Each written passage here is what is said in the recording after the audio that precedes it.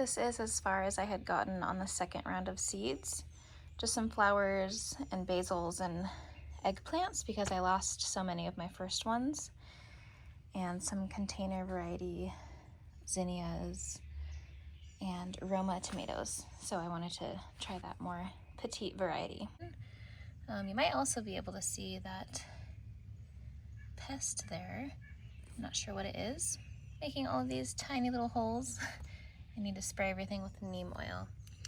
And also one of the leaves, yes, right here, see, like that leaf looks like it's curling.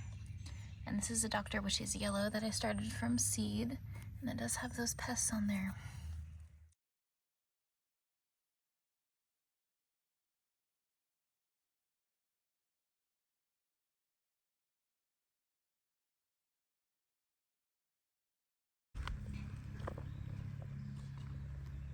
Kind of leant up, and it'll start facing the sun here in a day or two.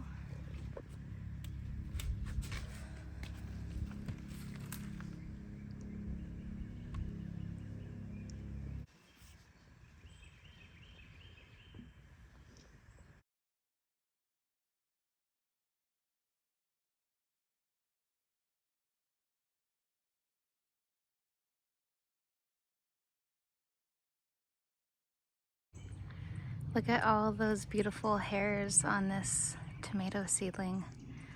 All of those are going to become future roots when I plant it up to the base of the lowest leaves. I have these seedlings, the lower leaves all broken off, and they're going to be planted as deep as I can get them for as tall as they are, because tomatoes will grow more roots, and a calendula to match the other bed. So we're making headway, kind of piecing this together, and I'll show you guys as it comes together. Froggy, we heard you.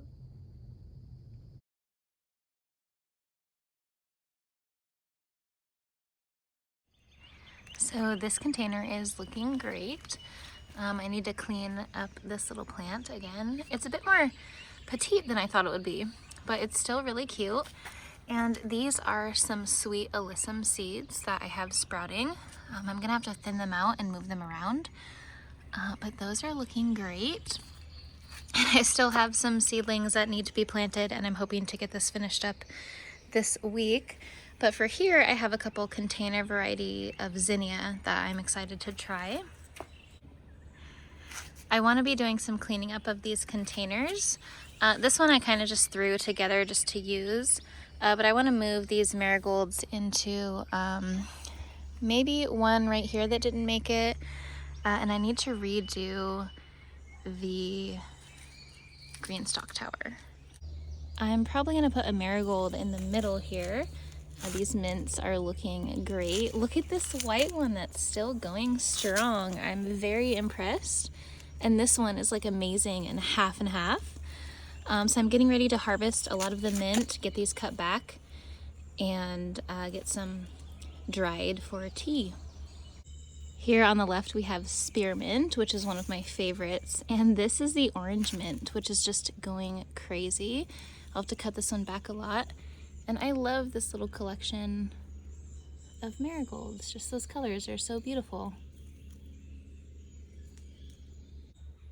It's definitely past time to redo these sad little beets. We'll see what they look like. These overplanted carrots.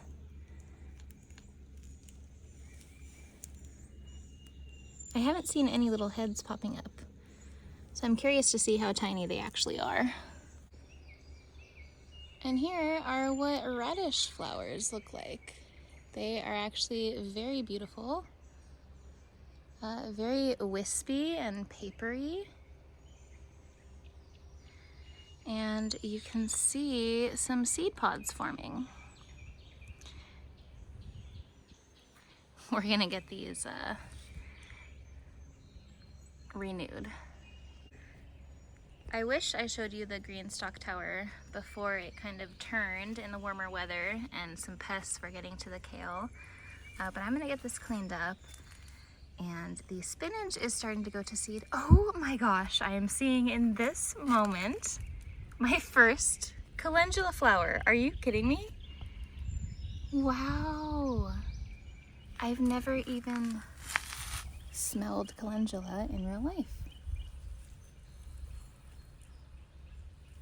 Wow, very gentle. I did get a calendula soap a couple weeks ago at a market, and I love how gentle it smells. I'm so excited. And you can see we have a strawberry. A little chipmunk, I'm sure, got to this one, unfortunately. But look at this. Little nasturtium. A long strawberry runner. And a couple more. Getting ready to go.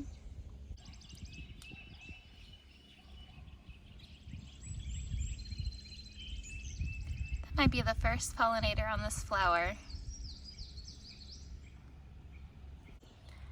You can also already see there is a pest right there, and how this is overplanted, so it really creates an environment that is welcoming for pests. And just any dirt from a, toddler helping you out, water on the leaves.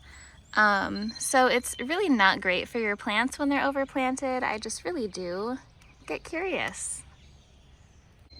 So this is spinach going to seed as well, and you can see that I have a lot to clear out. This is a raspberry sorrel. I was told it's really good to make like a vinaigrette. It's really kind of bitter tasting, but I've yet to try that. And yes, lots of spinach to take out, and I might just fill this with flowers, but it certainly needs to be refreshed. I cannot believe that calendula, how sweet. These little blueberry plants are coming along so nicely. I've yet to prepare the bed for them, which is why they're still in these small pots. But even so, they are starting to ripen. These seedlings are doing great. They are definitely ready to be separated, and we're also seeing some pest activity. I need to go get some neem oil, they've been overdue for that.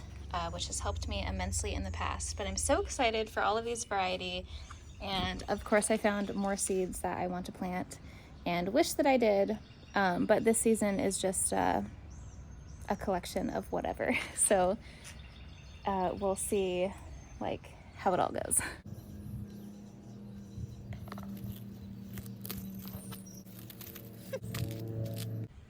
Just with it being cleaned up this small amount, I think it'll really help. With the kale gone, I didn't realize how many kale were growing. There were like 8 in the top one and the giant ones in the bottom. Got that spinach out of here. Give that beautiful calendula room to grow.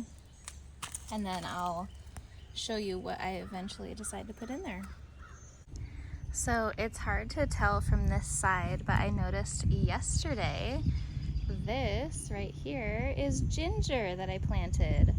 I had some ginger from the store that I had let grow on my counter, and I decided to throw it in there several months ago, and it's sprouting.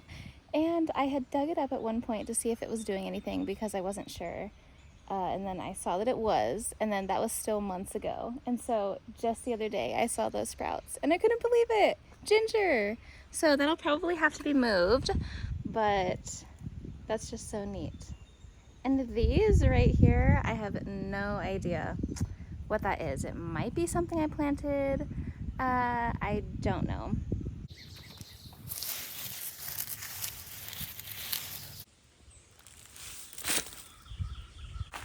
Am I just growing stuff for the compost bin? I don't know, so far.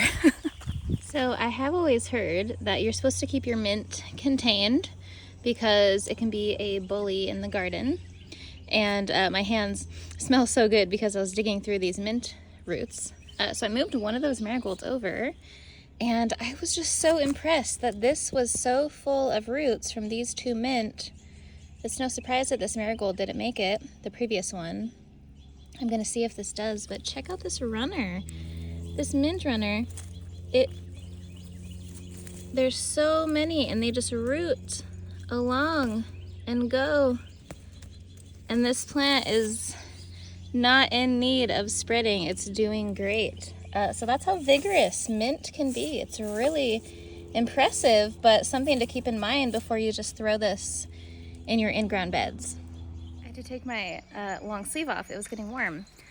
So forgetful gardener here, but I just went to dig out this bottom one to put a marigold there, and I found another ginger that I had placed. So I accidentally uprooted this ginger, but it looks like it's doing great. And I'll get that tucked back in there and hopefully it will start to grow like this one. And this mystery plant, did I plant you? Are you a weed? I don't know. I was gonna put one of those marigolds into this container with one that didn't make it, but this thyme has already grown over and rooted over here. So I was just gonna let it spread because it looks so beautiful and it'll hang over the side. And I'll actually probably harvest some of this soon and get some established in ground elsewhere.